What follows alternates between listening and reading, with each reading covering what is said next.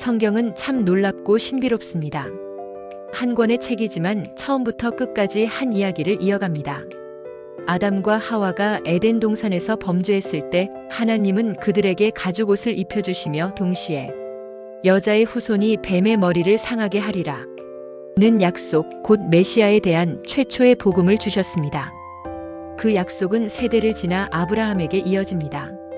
아브라함이 모리아산에서 아들 이삭을 제물로 드리려 할 때 하나님은 그 아이에게 손대지 말라 하시며 한 마리 순양을 준비해 주셨습니다. 그날 드려진 순양은 단순한 희생 제물이 아니라 장차 십자가에서 우리의 죄를 위해 피 흘리실 참된 어린 양 예수님을 미리 보여주는 그림자였습니다. 언약은 이삭을 지나 야곱에게 이어집니다. 야복 강가에서 하나님과 씨름하던 야곱은 이스라엘이라는 이름을 받고 12지파의 조상이 되었지요. 그 가운데 유다 지파에서 다윗이 태어나고 마침내 다윗의 자손으로 오신 예수님을 통해 하나님의 약속은 완전히 성취되었습니다. 그래서 마태복음은 이렇게 시작합니다. 아브라함과 다윗의 자손 예수 그리스도의 계보라. 마태는 복음서의 첫 장을 족보로 시작하면서 성경의 모든 흐름이 결국 예수 그리스도 안에서 완성되었음을 분명히 전하고 있는 것입니다. 그런데 놀라운 사실이 있습니다. 마태복음 1장의 족보에는 여성들의 이름이 기록되어 있다는 것입니다. 고대 사회에서 족보는 철저히 남성 중심으로 기록되었고 여인의 이름은 거의 등장하지 않았습니다. 그러나 마태는 의도적으로 4명의 여인을 기록했습니다. 다말, 라합, 룻, 그리고 우리아의 아내라 불린 밧세바. 과연 왜 그들의 이름이 이 계보 속에 새겨졌을까요? 단순히 장식처럼 넣은 것일까요? 아닙니다. 하나님은 이 여인들의 삶을 통해 특별한 메시지를 전하고 계십니다. 그 첫 번째 여인은 다말입니다. 다말은 유다의 며느리였습니다. 그리고 그녀의 인생은 순탄하지 않았어요. 첫 남편이 일찍 죽고 이어서 둘째 남편도 세상을 떠났어요. 율법의 전통에 따라 유다는 셋째 아들 셀라를 다말의 남편으로 주어야 했지만 그는 그렇게 하지 않았습니다. 결국 다말은 버려진 여인처럼 남게 되었지요. 절망의 자리에서 다말은 놀라운 결정을 합니다. 몸을 가리고 창녀의 모습으로 유다 앞에 섭니다.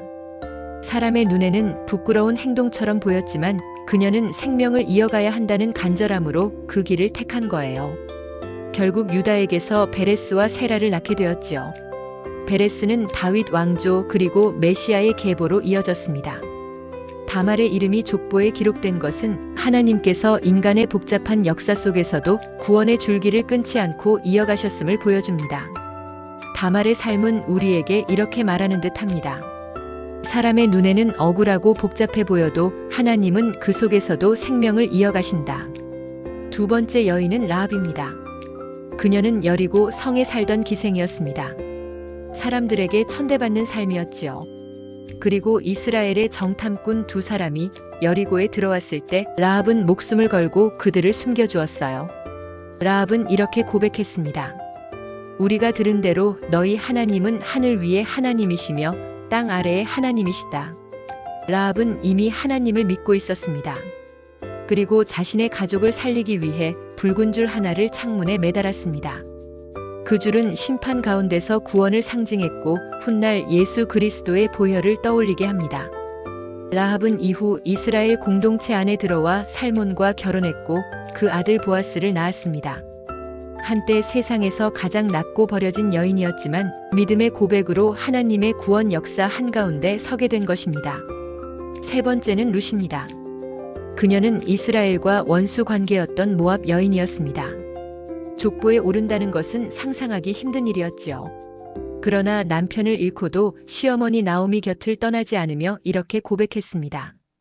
어머니의 백성이 나의 백성이 되고 어머니의 하나님이 나의 하나님이 되시리니 룻의 이 고백은 단순한 효심을 넘어 하나님을 향한 신앙의 선택이었습니다. 그녀는 모든 익숙한 것을 버리고 이스라엘 땅으로 들어섰습니다. 그곳에서 보아스를 만났고 그녀의 성실과 믿음은 보아스의 눈에 감동으로 다가왔어요. 두 사람은 결혼했고 오벳이 태어났습니다. 오벳은 이새의 아버지를, 이새는 다윗을 낳았습니다. 가난한 이방 여인으로 시작한 룻의 삶은 결국 예수 그리스도의 오심을 준비하는 통로가 되었습니다. 그녀는 말없이 이렇게 증언합니다. 신분과 혈통의 장벽을 넘어 믿음으로 하나님을 붙드는 자를 하나님은 구원의 역사 속에 세우신다. 마지막 여인은 밧세바입니다. 그러나 성경은 그녀의 이름 대신 우리아의 아내라 기록합니다. 그 안에는 씻을 수 없는 상처의 흔적이 담겨 있습니다. 밧세바는 다윗과의 죄로 인해 삶이 무너졌고 남편까지 잃었습니다. 그러나 하나님은 그 깨어진 자리에서도 역사를 이어가셨습니다. 밧세바의 아들 솔로몬은 이스라엘의 왕이 되었고 그 계보는 메시아에게까지 이어졌습니다. 하나님은 인간의 죄와 실패를 감추지 않으시고 오히려 그것을 은혜의 통로로 바꾸셨습니다. 밧세바의 이야기는 우리에게 이렇게 말합니다. 사람의 죄와 어둠조차도 하나님의 은혜 앞에서는 구원의 줄기를 끊을 수 없다. 이 네 여인의 이름은 단순한 장식이 아니라 놀라운 선언입니다. 하나님은 혈통의 깨끗함이나 인간의 자격이 아니라 상처와 실패, 이방인과 소외된 이들을 통해서도 구원의 역사를 이어가셨습니다. 그 계보는 다윗에서 바벨론 포로기를 지나 요셉과 마리아에게까지 이어졌습니다. 하나님은 여전히 그 약속을 붙들고 계셨습니다. 그리고 마침내 그 계보는 예수 그리스도 안에서 완성되었습니다. 그분은 모든 이름을 꿰어 새로운 언약을 여시고 인간의 상처와 실패까지도 짊어지셨습니다. 그렇습니다. 하나님의 약속은 결코 멈추지 않습니다. 역사 속에서 끊어진 것처럼 보여도 하나님은 끝내 구원을 완성하십니다. 마태는 이제 그분이 어떻게 이 땅에 오셨는지를 우리에게 전하고 있습니다. 예수 그리스도의 탄생 이야기는 이렇게 시작됩니다. 마리아는 아직 요셉과 정식으로 살림을 합하기 전 성령으로 잉태하게 되었습니다. 그 소식은 마리아 자신에게는 놀라움과 경외였지만 요셉에게는 깊은 혼란과 아픔이 되었습니다. 그는 의로운 사람이었고 마리아를 사랑했기에 사람들 앞에서 그녀를 부끄럽게 만들고 싶지 않았습니다. 그래서 조용히 약혼을 끊고자 마음을 정했지요. 하지만 그 결심이 밤이 깊어질수록 요셉의 마음을 무겁게 눌렀습니다. 잠 못 이루던 그 밤 요셉의 꿈에 천사가 나타났어요. 부드럽지만 단호한 목소리가 어둠을 가르며 들려왔습니다. 다윗의 자손 요셉아, 두려워하지 말라. 내 아내 마리아 데려오기를 주저하지 말라.